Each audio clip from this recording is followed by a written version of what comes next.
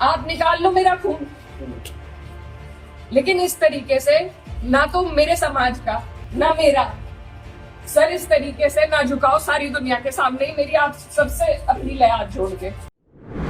कर्णी सेना का सदस्य हो या हिंदू सभा संघ का जिला अध्यक्ष ही क्यों ना हो, किए गए आपत्तिजनक टिप्पणी पर कैराना सांसद इकरा हसन ने कुछ भी नहीं कहा। लेकिन अब इकरा हसन के आंसू झलकते हुए नजर आए।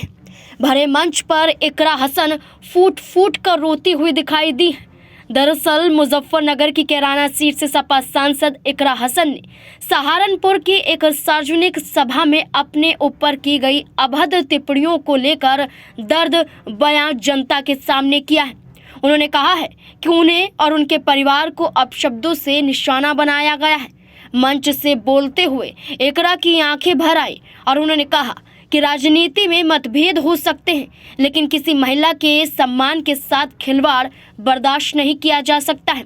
इकरा हसन ने बिना नाम लिए पूर्व सांसद प्रदीप कुमार और उनके समर्थकों पर अभद्रता करने के आरोप लगाए। उन्होंने कहा कि उन्हें खुलेआम मुल्ली और आतंकवादी जैसे शब्दों से पुकारा गया। इतना ही नहीं, उनके भाई विधायक नाहिद हसन और दिवंगत पिता मनव्वर हसन को भी निशाना बनाया गया। इकरा ने कहा कि ये सिर्फ राजनीति मतभेद नहीं बल्कि एक सोची समझी साजिश है जो समाज को बांटने की कोशिश कर रही है। आपको बता दें, सांसद इकरा हसन ने भावुक बयान में कहा कि ये मामला केवल एक पार्टी या परिवार का नहीं है बल्कि महिला सम्मान से जुड़ जाता है। उन्होंने कहा कि एक महिला को अपमानित कर राजनीति करना बेहद शर्मनाक है और समाज में गलत संदेश देता है। इकरा ने बीजेपी पर आरोप लगाया कि हिंदू मुस्लिम के नाम पर सियासत करने वाले लोग अब व्यक्तिगत हमले पर उतर आए हैं। इकरा के भाषण के दौरान सभा में मौजूद लोगों ने उनके समर्थन में नारे लगाए और खुलकर ये कहा, इकरा हसन जिंदाबाद, महिला सम्मान अमर रहे और इकरा हसन का हम अपमान नहीं सहेंगे। आपको बता दें कि अब इकरा हसन ने खुलकर टिप्पणी की है और भावुक मंच पर होती हुई नजर आई हैं। देखना होगा कि बीजेपी की तरफ से क्या कोई प्रतिक्रिया दी जाएगी या फिर नहीं।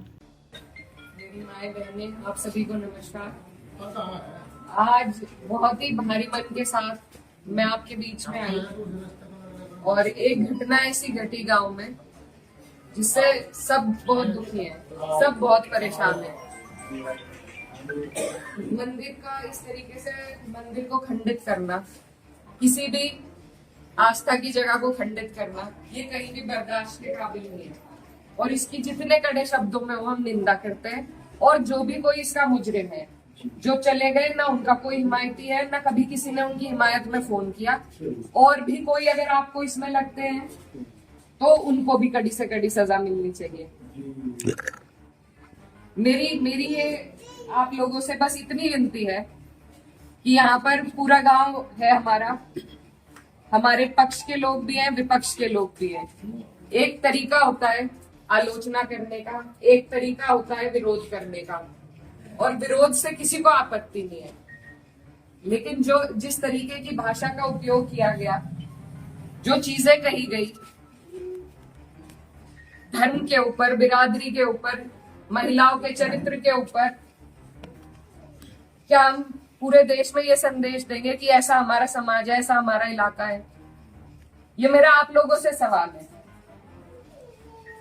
मैं जब चुनाव जीती थी तो मैं इतनी खुश थी, इसलिए नहीं कि मैं जीती, इसलिए कि मुझे सर्व समाज ने, सर्व धर्म ने, सर्व जाति के लोगों ने मुझे अपना वोट दिया था। मेरे लिए उससे बड़ी उपलब्धि जीत की नहीं थी। और हर जगह आप देखेंगे, अगर मैंने कई बार ये बात कही कि मेरे लिए सबसे बड़ी उपलब्धि ये है कि मुझे सबने वोट दिया, सबने अपना आशीर्वाद दिया, अपनी बेटी माना, अपनी बहन माना, और आप सभी मेरी हिम्मत हो। आज अगर इस तरीके की बातें हमारे क्षेत्र से उठेंगी तो मुझे बहुत तकलीफ हुई, शर्म आई मुझे कि मेरे अपने, जो मेरे मामा हैं, नाना हैं, भाई हैं, आज उनके बीच में ऐसी बात हो रही। और ये सिर्फ मुझे गाली नहीं है, मेरे इलाके की, मेरे समाज की, मेरे इलाके की जितनी भी बेटियां हैं, जो मुझे यहाँ आके कहती थी कि दीदी हम भी आपकी तरह आगे बढ़ेंगे, हम भी आगे निकलेंगे, उन सब के कदम इससे डगमगाएंगे।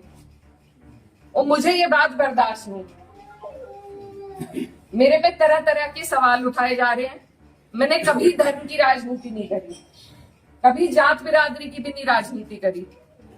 मेरे लिए सब मेरे अपने हैं। जहां जिसे मेरी जिस वक्त समस्या होगी, जिस वक्त मेरी जरूरत होगी, मैं वहां पहुंचूंगी। मेरा परिवार बहुत सालों से, लंबे अरसे से राजनीति में है, आप लोगों के आशीर्वाद से। और हमारे वहां पर बाबूजी हुकुम सिंह जी का परिवार और हमारा परिवार लगातार राजनीति में रहा। कभी वो जीते, कभी हम जीते।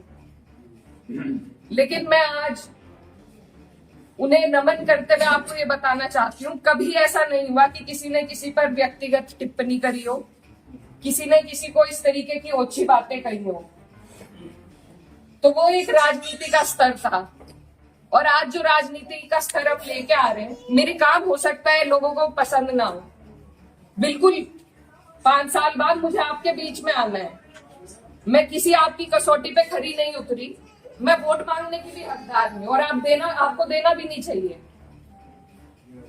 लेकिन अगर कोई आपके इलाके से कोई लड़की अगर हौसला कर रही है, आगे बढ़ रही है, तो क्या उसे गालियां मिलनी चाहिए? क्या मैं आपके समाज की बेटी नहीं हूं? बिल्कुल। ऐसी ऐसी बातें रोज देख देख कर कि इन्होंने तो धर्म बदल लिया था, ये तो सब हमारे इतिहास का हिस्सा है। इसका जवाब मैं दे सकती हूँ या कोई और दे सकता है क्या? मुझे किसी ने कहा कि अपने पिता की तरह कभी कभी खनक आती है आवाज में, तो मैं वो बात बदल नहीं सकती। मेरे खून में शामिल है, बिरादरी भी खून में शामिल है। निकाल लो, आप निकाल लो मेरा खून। लेकिन इस तरीके से ना तो मेरे समाज का, ना मेरा सर इस तरीके से ना झुकाओ सारी दुनिया के सामने ही। मेरी आप सबसे अपील है हाथ जोड़ के। मैंने कभी नहीं कहा, कभी नहीं करी मैंने धर्म की राजनीति, ना मैं करूंगी। बहुत आसान है अगर मैं सिर्फ मुसलमानों की बात करूं, बहुत आसान है, मुझे कहीं भी नहीं जाना। हिंदू मुस्लिम सब करने बहुत आसान है, लेकिन मैं करना नहीं चाहती। आप सब मेरे अपने हो और मैं करूंगी भी नहीं। कोई कितना ही धकियाए, ये मेरी कसौटी है। और पूरे 4-5 साल जो भी मेरा टाइम बचा है, उस पर मैं खरी उतरूंगी। मैं कभी भी इन लोगों से दब के उस रास्ते पे नहीं चलूंगी जहां ये मुझे चलाना चाह रहे हैं। मेरे इलाके ने जो हम सबका सर ऊंचा करा, दिल्ली की मीडिया तक ने इस पर रिपोर्ट बनाई कि वहां से ऐसा उदाहरण पेश हुआ है कैराना से। ये उस उदाहरण को तोड़ने की और सिर्फ अपने लालच की, सिर्फ अपने लालच की राजनीति में जो लोग इस तरीके से समाज को तोड़ रहे हैं, तो वो पहले मेरे पत्थर मारे, मुझे गाली दे, मैं सबसे आगे रहूंगी, लेकिन मैं इस काम से हटूंगी नहीं। आप सब मेरे अपने हो, मैं किसी को नहीं छोड़ूंगी। और ये जो लोग हैं, जो बात अभी मामा जी ने कही कि ये जो लोग हैं जिनको आजकल महापुरुष की उपाधि दी जा रही है, महापुरुष अगर कोई है तो बाबू हुकुम सिंह जैसे लोग हैं। ये नहीं है जो समाज को तोड़ रहे हैं, जो हिंदू मुस्लिम का विवाद पैदा कर रहे हैं। हमारा ये गांव, आसपास का जो इलाका है, सबसे पहले अपना पड़ोस होता है, बाकी चीजें बाद में होती है। और जब पड़ोस में ही इस तरह की नफरत भर दी जाएगी, बो दी जाएगी, तो बताइए हम कहाँ जाएंगे? आज मैं इस गांव में आई, मेरे पे ये भी इल्जाम लगाए गए कि 10 दिन से आई नहीं। पुलिस का हाल देखो यहाँ पर, रात से प्रशासन का मेरे पे फोन है, आप क्यों जा रही हो वहाँ? क्यों ना जाऊं मैं? मेरा इलाका नहीं है ये, कौन रोक देगा मुझे? लेकिन हम इसलिए नहीं आए क्योंकि खोसपुरा में 13वीं थी, उस वजह से उस सम्मान में हम राजनीति की बात करने आपके बीच में नहीं आए। लेकिन हर बात के विवाद बढ़ाना, इल्जाम लगाना, आज आपके बीच में आके धरातल के जो हालात है वो भी सामने आए। आप लोगों ने कई बातें बताई, कमेटी को लेकर बात बताई, वो सब भी जांच का विषय है। लेकिन फिलहाल जिस पे उंगली उठाई कि इस बच्चे ने ये करा, क्या वो बच्चा जेल नहीं गया? उसके गार्जियन भी गए। अगर मैंने हिमायत करी, आप मेरे 10 जुत्ते उठा के मारो। उसी दिन वो लोग जेल गए, उनके गार्जियन जेल गए। और अगर और भी कोई होता, कोई भी हो, मुस्लिम हो, मेरे परिवार का हो, मेरा सगा हो, कोई ऐसी हरकत करेगा तो उसे सजा मिलनी चाहिए, और कड़ी से कड़ी सजा मिलनी चाहिए।